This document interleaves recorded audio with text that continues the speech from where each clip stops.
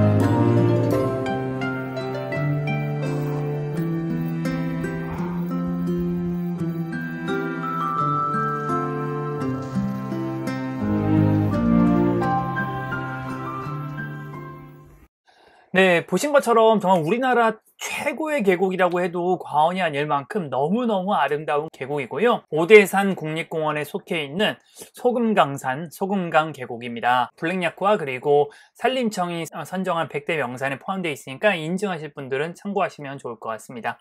난이도는 어디로 오르느냐에 따라서 난이도가 조금 나뉘어지는데 오늘 제가 소개해드릴 코스는 그렇게 많이 어려운 편인 것 같지는 않습니다. 어디로 오르는 게 조금 쉬운지도 뒤에 좀 자세히 설명해 드릴게요.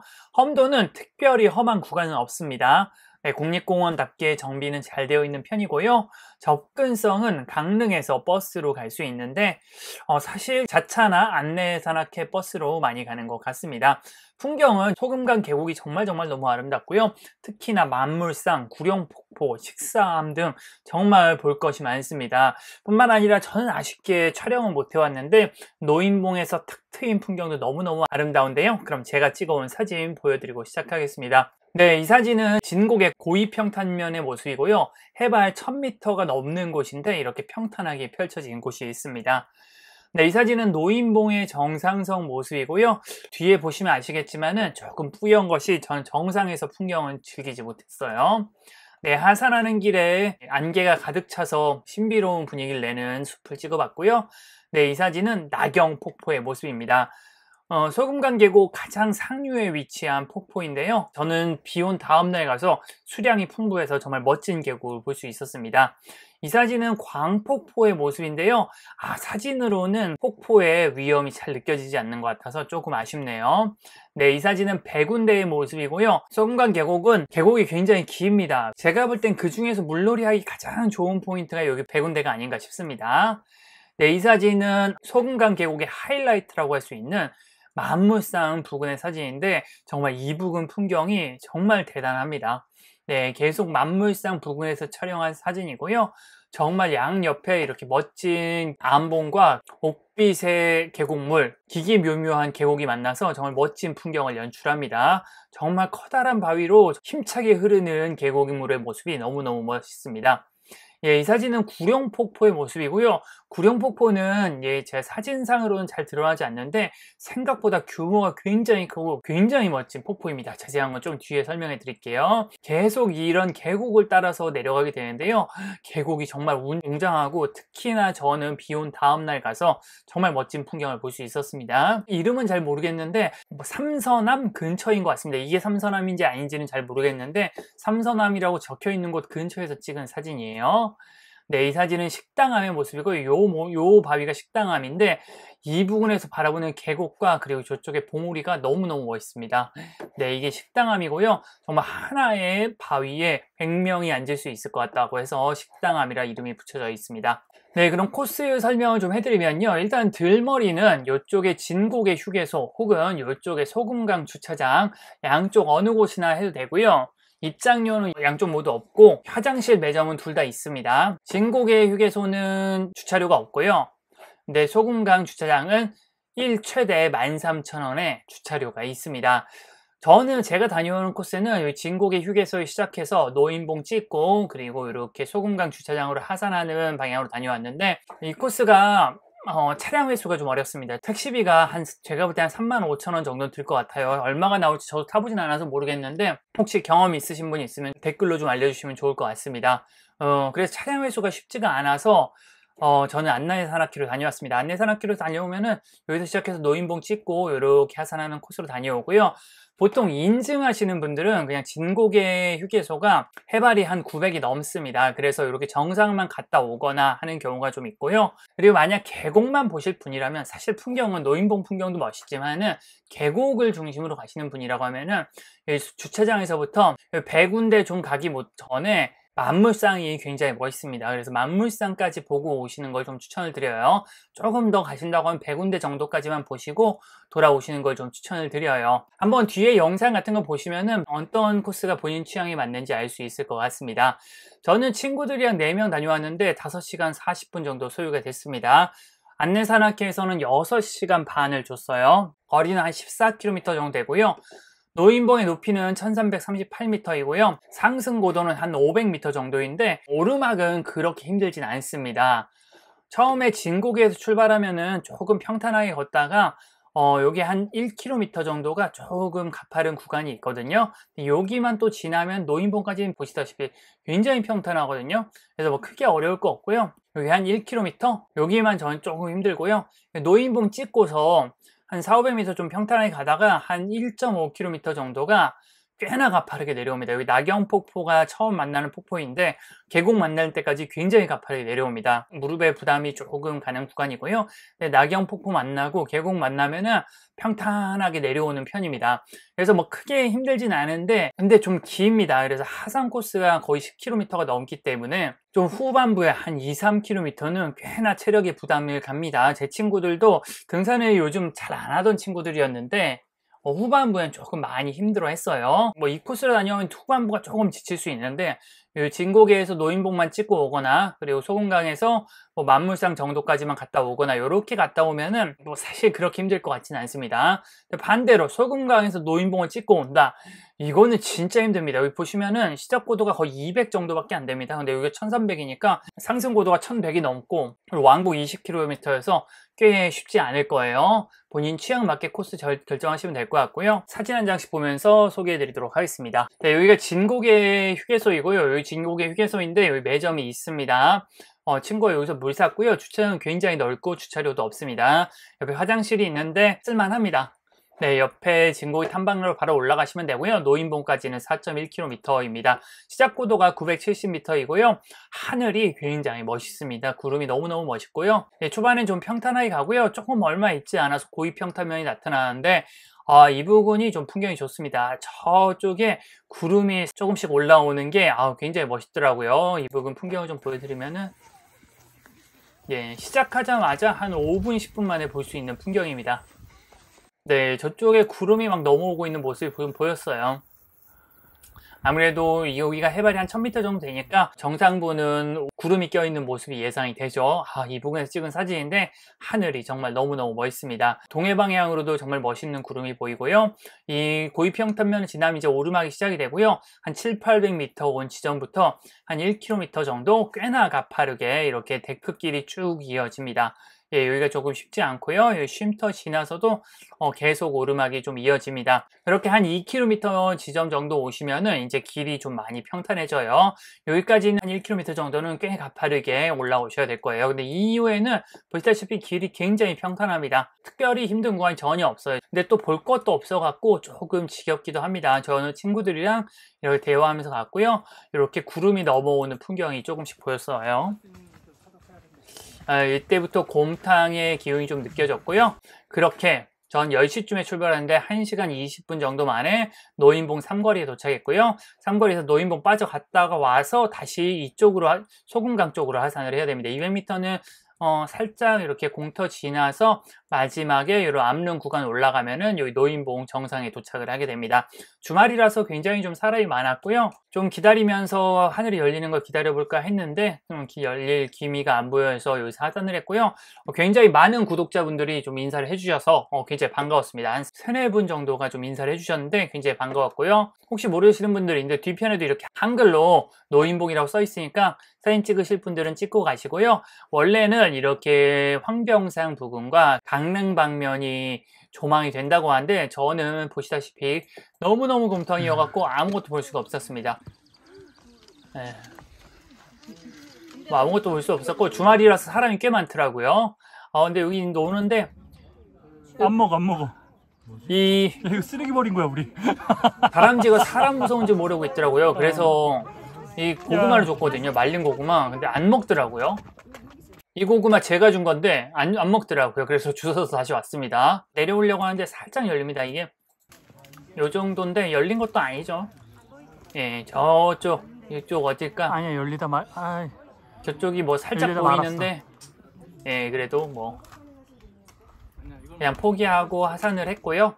다시 노인봉 상고로 내려와서 소금강산 주차장 쪽으로 내려갑니다. 조금만 내려오시면 여기 무인대피소가 있고요. 무인대피소에 화장실이 있는데 화장실은 굉장히 상태가 안 좋습니다. 비위가 그렇게 좋지 못한 저는 소변 보기도 조금 쉽지 않을 정도였어요.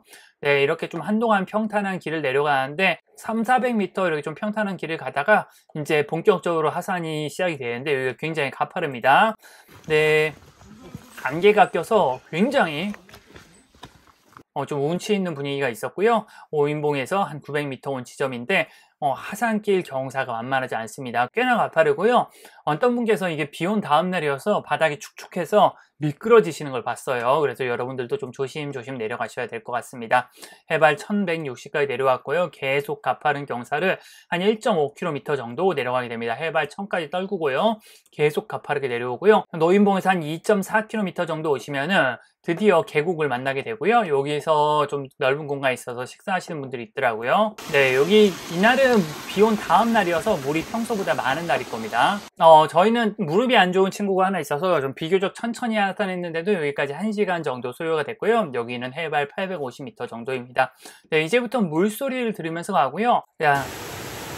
정말 시원한 물소리를 들으면서 하산을 할 수 있습니다. 초반이어서 이런 계곡도 좀 찍었는데 사실 이거는 그렇게 인상적인 계곡은 아니에요. 조금만 더 내려오시면 낙연폭포가 있고요. 낙연폭포는 윗부분에는 이런 폭포가 있습니다. 와, 여기도 너무 멋있다 라고 생각을 하고 영상을 열심히 찍었는데 사실 이 다음에 만나는 폭포가 더 멋있더라고요. 요 밑에 조금만 더 내려가면 이게 아마 낙연폭포 같고요. 비 온 다음 날이어서 그런지 진짜 폭포가 너무너무 멋있었습니다. 정말 수량이 많아서 정말 멋있었고요. 저도 덕분에 사진을 한 장 찍고 하산을 해봅니다. 이후에는 이제 뭐 그렇게 가파르지 않고요. 계속 계곡을 따라서 그렇게 힘들지 않은 길을 내려가는데 한여름에 다녀와서 이렇게 중간중간 명당에 자리 잡으신 분들이 좀 많습니다. 사문다지라는 곳도 좀 지나는데 이 부분에도 계곡이 진짜 멋있습니다. 네, 이렇게 계곡을 끼고 계속 하산을 하는데 계곡 구간만 한 7km가 넘어갔고 좀 굉장히 좀 깁니다. 네, 이렇게 중간중간 멋진 곳에 자리 잡고 쉬시는 분들이 꽤 많았고요. 여기도 정말 너무 좋아 보이죠? 아마 제가 볼 때는 이게 광폭포가 아닐까 싶습니다. 굉장히 멋졌어요. 낙연폭포 다음에 몇 개의 폭포가 있었는데 이 폭포가 또 굉장히 멋졌습니다. 멋있죠?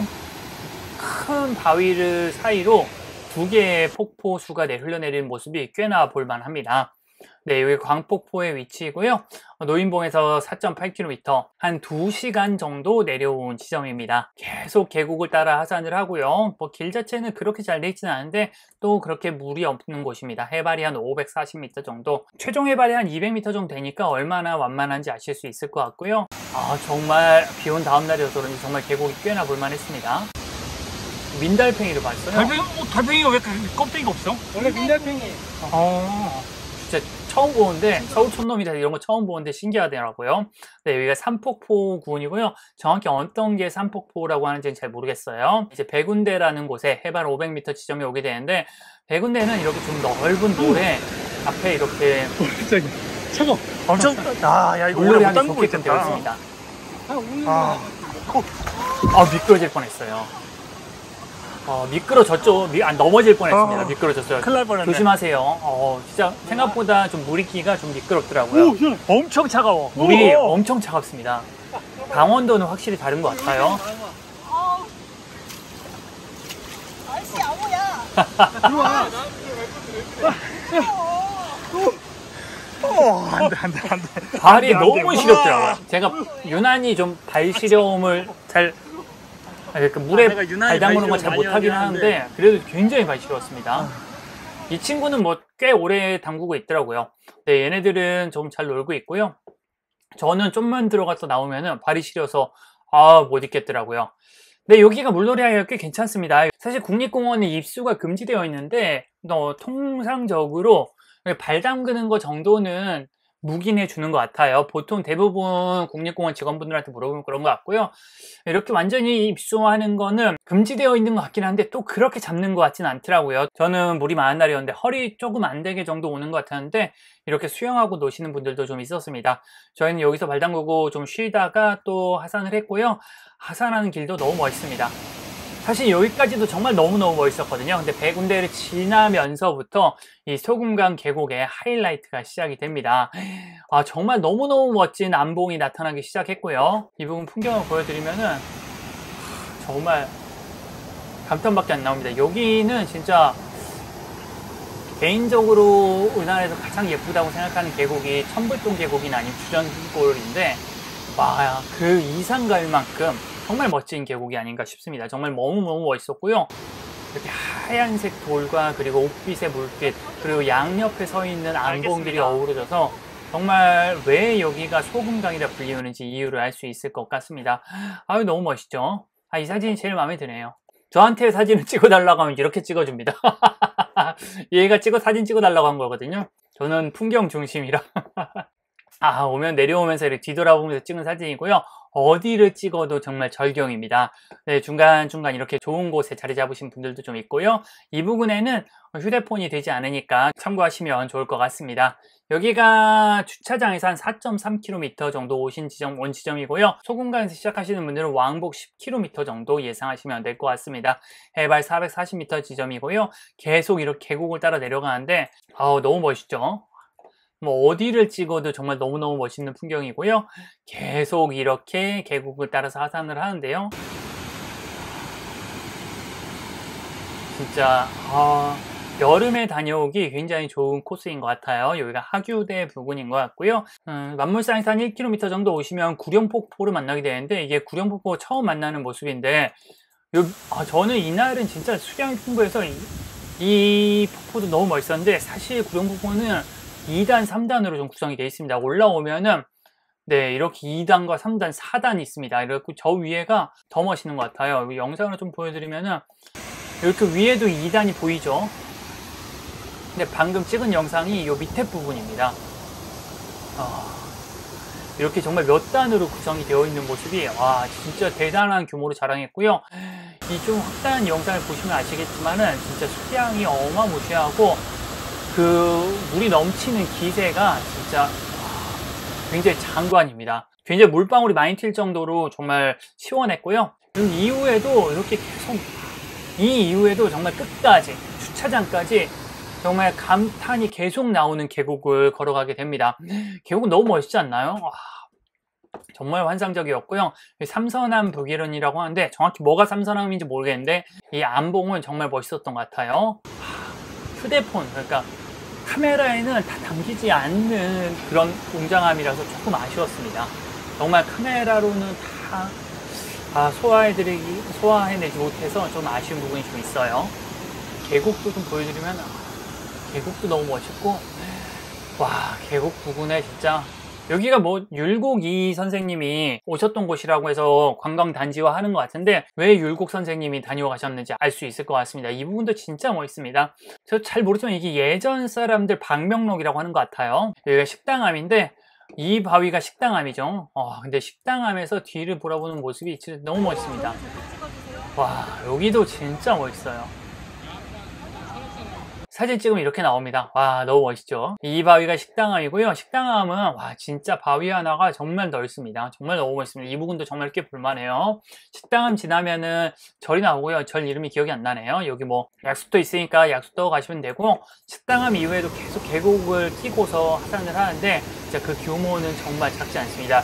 개인적으로는 제가 좋아하는 계곡이 설악산 계곡을 좀 좋아하거든요. 근데 설악산 계곡보다 여기 소금강 계곡이 더 멋있는 부분이 뭐냐고 하면은 계곡의 규모입니다. 설악산 계곡은 이 부분은 정말 계곡의 규모가 굉장히 커요. 보시다시피 계곡 폭도 굉장히 넓습니다. 아마 이거는 제가 비 온 다음날 가서 그럴 수도 있는데 유량도 굉장히 많고 계곡 수량도 많아서 그런 부분은 설악산 계곡보다 조금 더 우위에 있지 않나 생각이 들 정도로 정말 멋있는 계곡이었습니다. 이후에도 계속 뭐 편안한 길을 가게 되고요. 이 부분에서는 살짝 계곡과 멀어집니다. 이제 얼마 안 있으면은 보도블록으로 나오게 되고요. 그러면 무릉계폭이라고 여기 살짝 빠져서 보고 가야 되는데 한 5m만 나오면 되니까 여기 살짝 빠져서 보고 가시는 거 추천드립니다. 이날도 유량이 좀 많아서 무릉계폭도 정말 멋있었어요. 근데 친구들은 좀 힘들어서 안 보고 가더라고요. 보도블록 따라서 한 1km 정도 오시면은 이 주차장에 도착을 하게 되는데요. 저희는 여기까지 14km, 한 5시간 40분 정도 소요가 됐습니다. 근데 여기는 제2 주차장입니다. 그래서 만약에 안내산악회 타신 분들은 대형 주차장은 1km 멀리 있습니다. 그래서 한 15분 정도 더 걸어가셔야 될 것 같아요. 저희는 시간이 없었어요. 6시간 반 정도 갖고 한 4, 50분밖에 없어갖고 식당에서 먹긴 조금 애매해서 편의점에서 고추참치에 막걸리 한잔하고 다시 걸어왔는데 주차료는 이렇습니다. 뭐 좀 어려운데 하여튼 최장 13,000원이에요. 1km 정도 이런 도로 따라오시면은 여기 대형 주차장이 있고요. 여기서 저희는 버스를 타고 그렇게 산행을 마무리를 했습니다. 네, 제가 이렇게 소금강 계곡과 노인봉을 소개해드렸는데요. 정말 소금강 계곡은 우리나라에서 빼놓을 수 없는 정말 멋진 계곡이 아닌가 생각을 합니다. 여러분들도 기회가 되시면 꼭 한번 가보시고요.